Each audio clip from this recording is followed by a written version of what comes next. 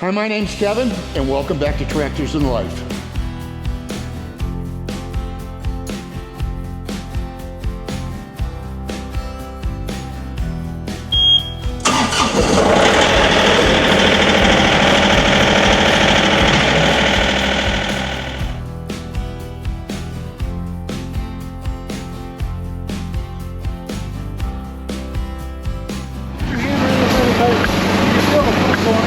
Oh yeah. Yeah, it makes it a lot more stable. Are your back tires filled with beet juice, windshield washer, cleaner water, whatever? There's an easy way to check your air pressure in your tires.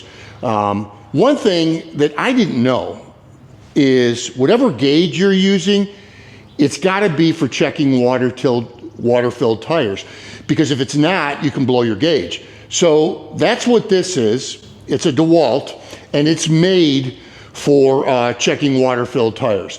So as you can see, what I did was I jacked up the back end so that I could turn this tire, and what you want is the valve right at 12 o'clock.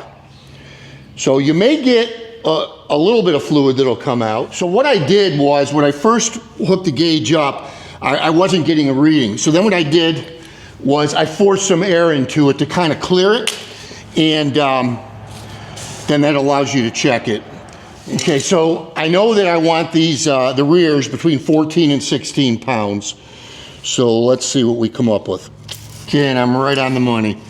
And you can see you do make a bit of a mess, but it's just beet juice, and it'll wipe clean.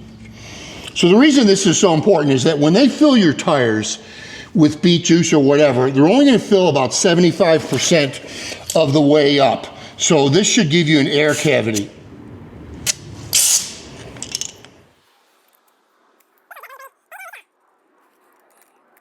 So that's the process. It's simple, it's common sense. Again, get the valve stem at the top, shoot a little air in there to kind of clear the valve stem of any liquid in there, and then using the proper tool to check it with. I'll put that link in the description for that DEWALT air pressure gauge. And yeah, which, by the way, haven't even touched on the fact that if you don't have your tires filled, it is the easiest rear ballast there is. That one's done. Rim guard weighs 11 pounds per gallon. Water about 8 pounds per gallon. Rim guard doesn't freeze. But by adding the rim guard to my tractor, added about 500 pounds of rear ballast. So even when I don't have a rear attachment on, I've got the rim guard in. Then I've got 70-pound wheel weights, it's another 140 pounds. So without doing anything in my tractor, I've got 640 pounds of rear ballast. From a safety perspective, we all know how important that can be, how tippy these tractors are. You know, living here in the Northeast, we get snow. We are just north of Buffalo, New York, and with its reputation, yeah, you probably do know that we get snow. Where you have snow, you have salt, road salt. That's how they try to keep the roads ice-free in the wintertime. So we are constantly driving our vehicles through roads that have been salted, and this is what can deteriorate the frame on your vehicle. In addition, the tractor, because I use it to plow the driveway, as we bring snow into the driveway when I'm plowing, I'm, again, dealing with salt. So I found something that I'm kind of anxious to try. It's not a sponsored product. Bought it with my own money through Amazon. I'll put the link in the description and a pinned comment. But we're going to try it out, and it's an undercarriage cleaner. Okay, so this is the unit that I'm going to be using. It's made by MINGLE.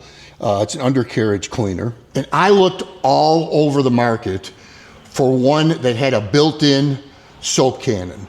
I realized that, first of all, I want to use soap underneath it. And if I used just the regular pressure washer with a soap cannon on the end of it, you can't readily shoot upside down as you can with this. So this unit is made to include a soap cannon, which is this right here. So it then comes with the handle, which is angled because it's meant for underneath. But if you notice on here, these brass nozzles. So if you look at standard pressure washer nozzles, take a look at this one. You see how it's all silver?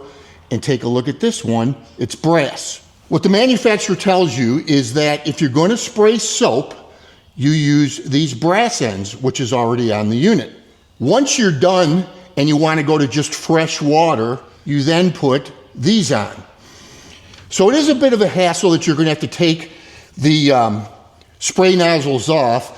But I mean, if you think about it, first of all, this is not a job you're going to do all the time. You know, me, I'm going to do it once or twice a year. I want to get that salt off. Secondly, I'm actually going to be doing the tractor, my truck, and Tessa's Jeep. What you have the option of doing is just going ahead and soaping all three and only changing the nozzles one time. I'll see. I'm not sure exactly how I'm going to do that. But yeah, I looked everywhere, and this is the only undercarriage cleaner that I could find that had the built-in soap nozzle. So let's get it out there and see how it works. So I'm using the Chemical Guys soap. I've had really good luck with this. One thing I can tell you I already like about this is it's a nice large soap cannon. So the way I'm going to want that, it's kind of in this configuration.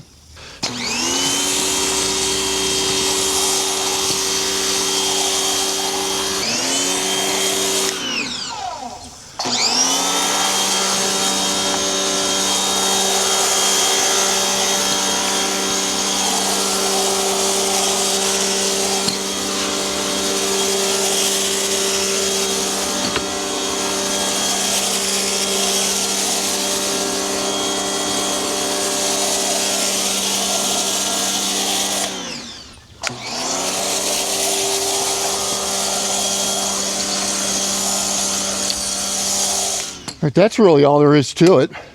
So I think what I'm going to do is I'm going to get Tessa's Jeep out here, and I'm going to soap the bottom of it. Then I'll change the nozzles. This way the soap can kind of sit there and work while I'm getting to it.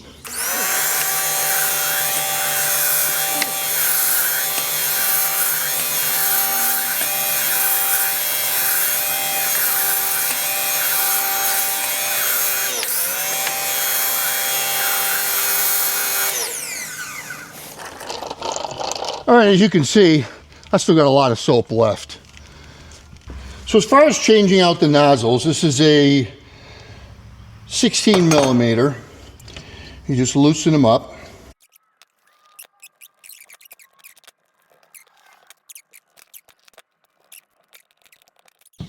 Okay, and that's it. So now we're ready to go and spray clean water.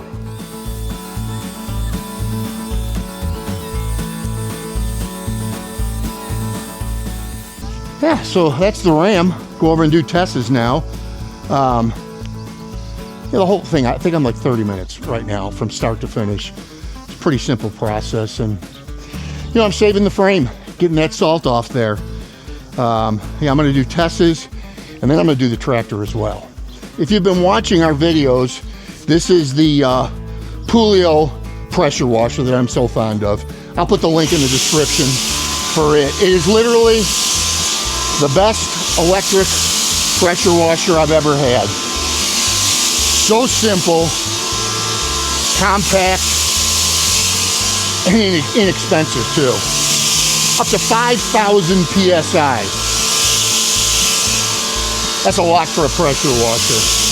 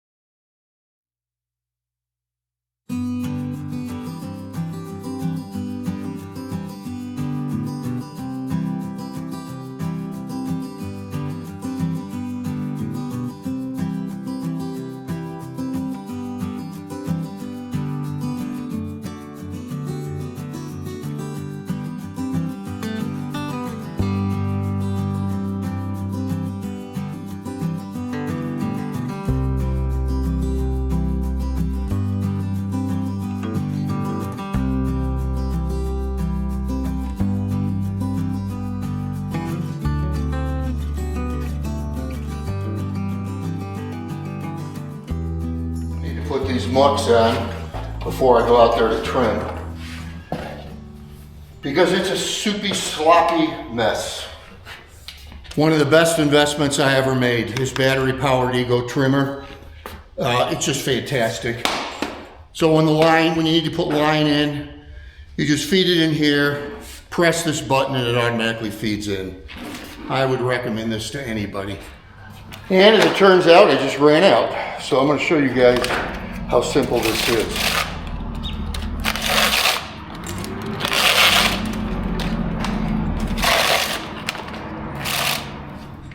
And it goes right in this hole here.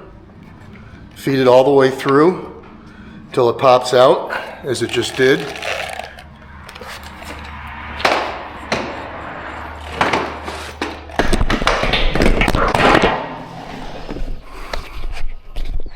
Guys, all right?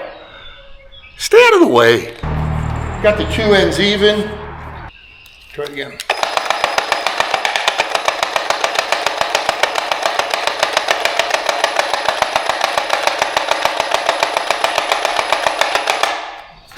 And we're back in business. What was that? 2 minutes? Not even?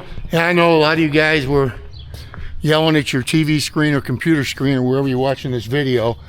You know, why are you out there when it's so wet? You're an idiot. And, well, I might be. But grass this long is not going to grow, is not going to dry out. And as I said, we got a bunch more rain coming tomorrow. This is towards the end of April.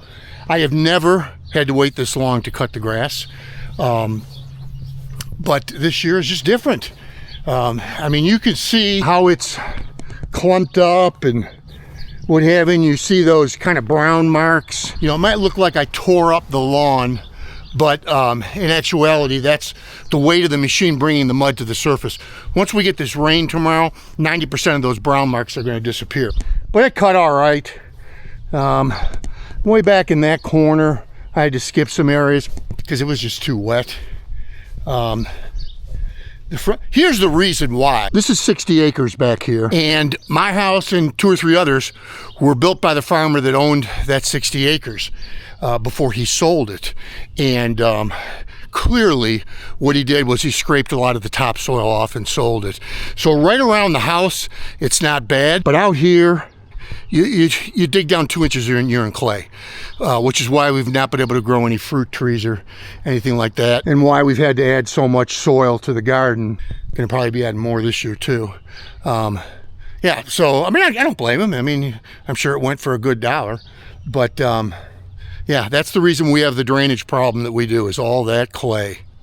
The good news is that, well, this cherry tree will be in bloom any day now. Good news though is that the front lawn's not so bad, because again, there's a significant amount of topsoil on it. Daffodils are up.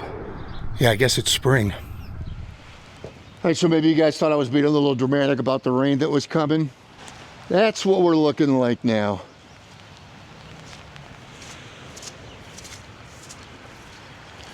This is why I was so insistent about getting the lawn cut when I did. You know, the water around the fire pit. I don't know if you can see all that standing water over there by the garden, the grapevines. I mean, look at this. I mean, I got a river over here.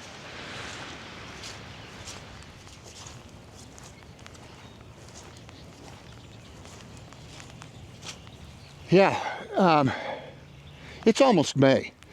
Now, I think it's going to be another week before I get back on this lawn. Had I not cut it, it would have continued to grow, which would have made it even more difficult. But have not seen a spring like this in a very, very long time. I'm going to build an ark. Hey, I hope you guys enjoyed this video. Always love being with you. And we'll see you next time on Tractors in Life.